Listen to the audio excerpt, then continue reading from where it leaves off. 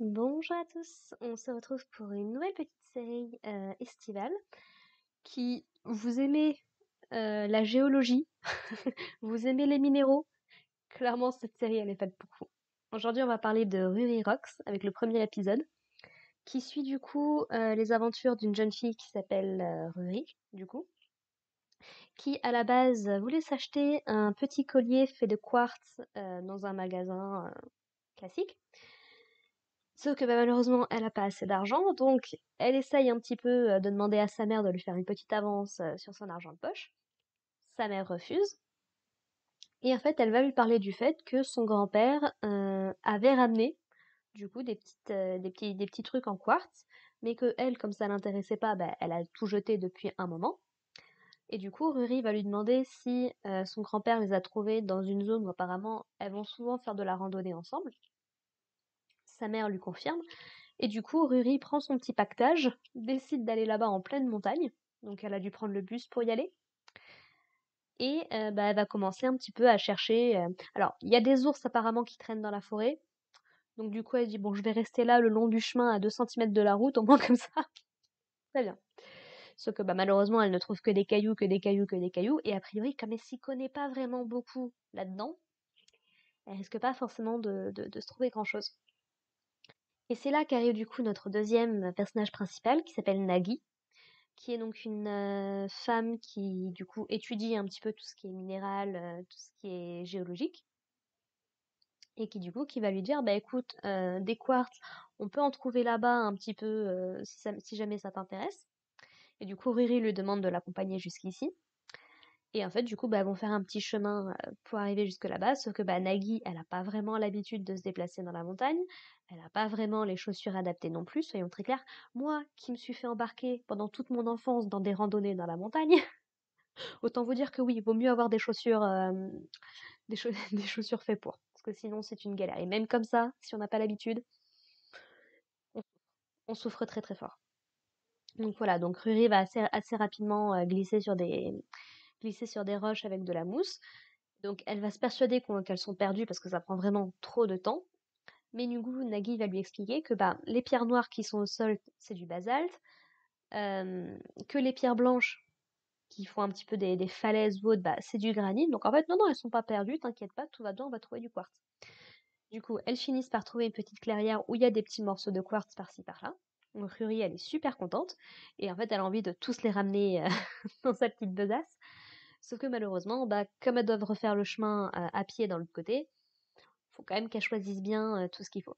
Elles vont d'ailleurs tomber sur un site, comment est-ce qu'elle appelle ça? De pegmatite, je crois. C'est en gros un énorme gisement de quartz à même le mur. Et c'est là qu'on est introduit à au premier côté éducatif de la série, qui me plaît extrêmement beaucoup, qui nous explique bah, comment est-ce que les roches se forment, comment est-ce qu'elles bougent, bref, le principe de la géologie en fait. Et moi qui adorais la SVT et la géologie, c'était un truc que j'aimais bien aussi. Franchement, c'est génial.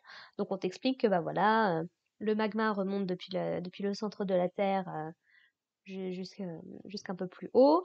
Du coup, il peut pas remonter toujours nécessairement jusqu'au bout, donc il est piégé. Puis il y a des petites bulles d'air, il y a plein de trucs qui vont se passer à l'intérieur qui vont créer différents minerais, notamment en fonction de la pression, en fonction de la profondeur de plein de choses.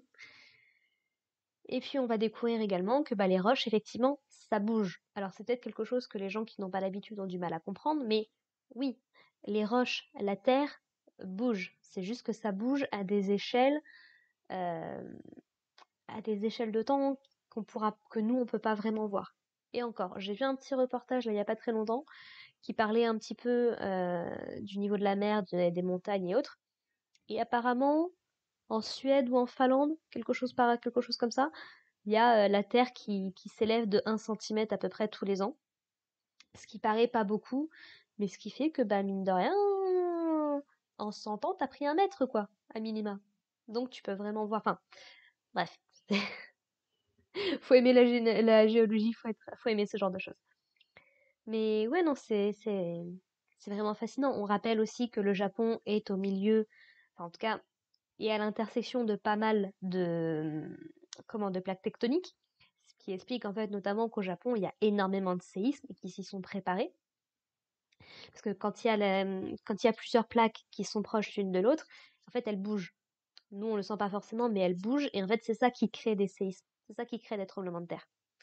On nous explique aussi le fait que bah, les roches, bah, voilà, comment vous expliquer ça? Par exemple, vous prenez au milieu de l'Atlantique, il y a toute une chaîne de volcans sous-marins qui en fait crée de la matière en permanence.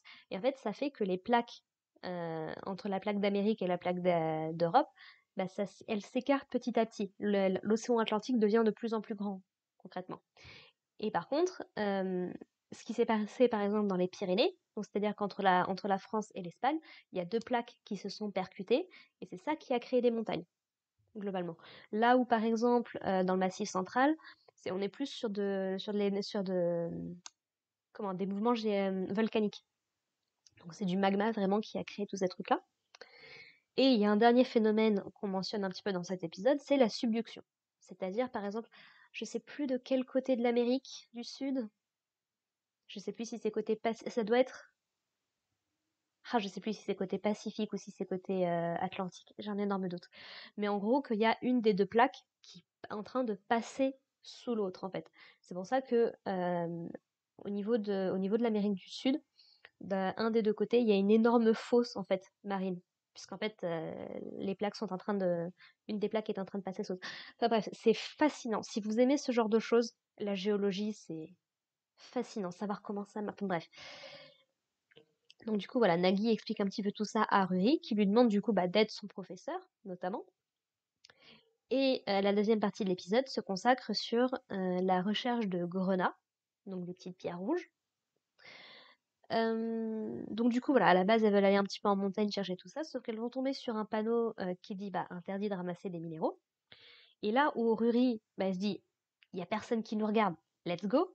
Nagui met tout de suite un stop et lui dit non, non, ça c'est pas possible. Si tu ne veux pas m'écouter, je pourrais plus t'emmener avec moi dans mes expéditions. Parce que s'il y a un interdit, surtout dans ce genre de choses-là, c'est qu'il y a une bonne raison. Soit il peut y avoir des glissements de terrain, la zone elle peut être protégée, il peut y avoir plein de raisons différentes qui fait qu'on t'interdise de.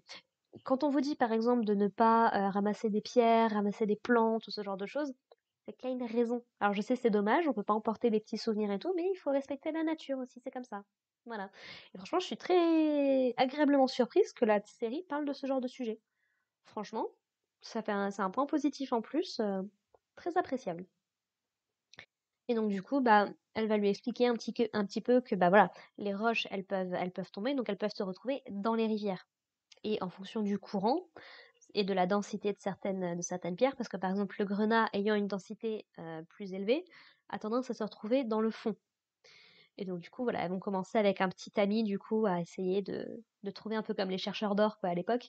Elles vont commencer à essayer de trouver du grenat. Et puis voilà, donc elles vont en trouver un petit peu. Et puis du coup, elles se disent, bah, on peut essayer aussi en amont de la montagne, donc plus haut dans la montagne au niveau de la rivière. Et c'est là où elles trouvent un espèce de petit bassin, comme les courants sont un peu anarchiques, il y a eu un éboulement il y a pas mal de temps. Bah, en fait, il y a toute une espèce de source de grenat, en fait. C'est littéralement, elles arrivent là et puis ça brille rouge. C'est le genre de truc, tu dis, hmm, ça peut être intéressant, effectivement. Donc voilà. Et puis du coup, bah, l'épisode se termine avec Rory qui essaye encore une fois de demander de l'argent de poche à sa mère, mais cette fois, pas pour des vêtements, pas pour du maquillage, pas pour des bijoux, mais on suppose du coup pour des outils pour permettre de partir à la recherche de plein de minéraux dans ce style-là. Voilà, donc c'est une petite série, ma foi, plutôt sympathique, un peu slice of life et très éducative. Je sais pas si ça intéressera beaucoup de monde, mais franchement, si ça fait partie des trucs qui vous intéressent, moi je vous le conseille. Franchement, moi j'ai passé un super moment et puis j'ai très très hâte du coup de voir ce que. Je sais pas vraiment si la série va avoir un fil rouge, une histoire plus grande, globalement, ou si ça va juste être des petites scénettes comme ça. Mais franchement, entre ça et Ameto Kimito, ça fait des petites séries qui sont un peu plus calmes. Ça fait du bien aussi pour le cerveau de juste se poser un petit peu et de laisser le truc gérer tout seul, je trouve. Donc voilà. Sur ce, bah écoutez, si jamais cette série vous intéresse, bah je vous propose qu'on se retrouve dès la semaine prochaine pour parler de l'épisode 2 et continuer la série. Si vous pensez que c'est pas votre truc, bah y a pas de problème. Je fais des reviews d'autres séries sur la chaîne, donc n'hésitez pas à aller voir s'il y aurait pas quelque chose qui vous intéresse. Et puis sinon, bah merci de m'avoir écouté. Portez-vous bien, prenez soin de vous et de vos proches, et puis au plaisir de se revoir. Allez, bye les gens.